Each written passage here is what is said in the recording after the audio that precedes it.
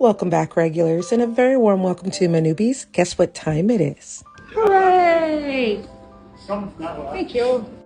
It's time for a new batch of tallow, and if you're new here, this is beef fat. It's a waste product from my butcher, but it's a really valuable resource for me. And that's because beef fat is comprised of so many useful things. For instance, there's meat, skin, and bits of connective tissue that will yield a beautiful broth. There's also an oil content, and the oil content of the fat is called tallow, and I love it because I use it for so many things. So I use it to replace WD-40 in my house as a household lubricant. I use it to make soap. I use it for skincare.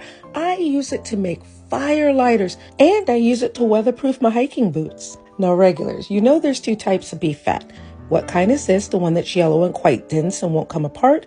And what kind of this that is light and flaky and does pull apart?